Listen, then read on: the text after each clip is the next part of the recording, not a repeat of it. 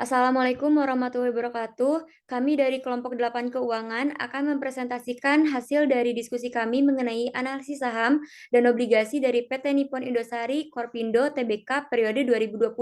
Kami dari kelompok 8 yang beranggotakan Fatia Novaralita dengan saya sendiri Farah Aulia Pinus Kameswari, Laila Jaininabe, Elisa Adela Putri, dan Nasyara Rizka. Kami juga memiliki dua pembahasan yaitu saham dan obligasi. Selanjutnya akan dijelaskan oleh Elisa. Yang pertama mengenai analisis saham. Analisis saham didefinisikan sebagai tanda penyertaan modal seseorang atau pihak badan usaha dalam suatu perusahaan atau perseroan terbatas. Kemudian ada tiga jenis saham. Yang pertama saham yang dipegang satu periode saja. Yang kedua saham yang dipegang selamanya. Yang ketiga saham preferen, yakni gabungan antara saham dan obligasi. Kemudian ada tiga jenis modal saham yang dipegang selamanya. Yang pertama, modal dividen konstan, kedua modal dividen tumbuh dengan pertumbuhan konstan, ketiga modal dividen dengan tingkat pertumbuhan yang berbeda. Selanjutnya, analisis obligasi merupakan suatu surat berharga yang dikeluarkan oleh penerbit kepada investor, merupakan salah satu sumber pendanaan bagi pemerintah dan perusahaan yang dapat diperoleh dari pasar modal. Selanjutnya, ada tiga yield dalam obligasi. Yang pertama ada yield to maturity, yaitu tingkat keuntungan yang diperoleh jika obligasi dipegang saham jatuh tempo. Yang kedua, yield to call, yaitu tingkat keuntungan yang diperoleh jika obligasi dilunasi. Dan yang ketiga ada yield obligasi, yaitu hasil dari bunga dibagi dengan harga pasar obligasi.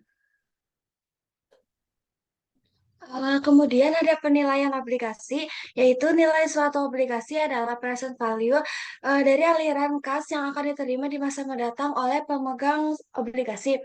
Ini berikut merupakan rumusnya. Kemudian ada obligasi tanpa bunga kupon atau zero coupon bond, dan itu merupakan rumusnya. Kemudian ada hasil dari analisis penilaian obligasi. Eh, Nominal obligasinya yaitu 500 miliar, waktunya yaitu 5 tahun dan kuponnya 10%. Dan hasilnya merupakan 704 miliar 500 juta rupiah. Kami juga menganalisis peringkat obligasi perusahaan dengan membandingkan return of investment dan cash ratio pada tahun 2020 dengan tahun 2019. Kami menggunakan return of investment karena hal ini berkaitan dengan laba perusahaan. Obligor akan memilih untuk berinvestasi kepada perusahaan yang memiliki tingkat profitabilitas tinggi dan risiko gagal bayar kecil dibandingkan dengan perusahaan yang memiliki tingkat profitabilitas rendah namun risiko gagal bayarnya besar. Apabila return of investment meningkat, maka peringkat obligasi akan menurun. ROI PT Nippon Indosari tahun 2019 berada di angka 7,41%, sedangkan ROI tahun 2020 yang kami dapatkan berada di angka 3,6%.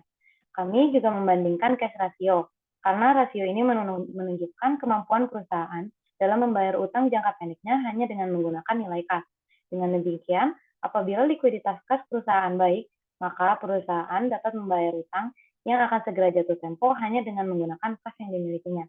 Semakin baik rasio likuiditas suatu perusahaan, maka akan semakin rendah risiko perusahaan tersebut gagal membayar hutang yang akan jatuh tempo. Setiap terjadi kenaikan cash ratio, maka peringkat obligasi akan meningkat. Untuk cash ratio PT Nippon Indosari pada tahun 2019, kami mendapatkan hasil sebesar 107,13%, sedangkan tahun 2020 cash ratio yang kami dapatkan sebesar 249,87%. Dari dua perbandingan ini, dapat kami simpulkan PT Nippon Indosari mengalami kenaikan peringkat obligasi di tahun 2020. Selanjutnya, kami juga menghitung dividen yield. Tahun 2019, dividen yield PT Nippon Indosari sebesar 1,8%. Tahun 2020, hasil dividen berada di angka 0,68%. Penurunan ini terjadi karena di tahun 2019, emiten sedang mengalami masalah keuangan yang disebabkan oleh pandemi COVID-19. Akibatnya, keuntungan yang diberikan PT Nippon Indosari juga mengalami penurunan.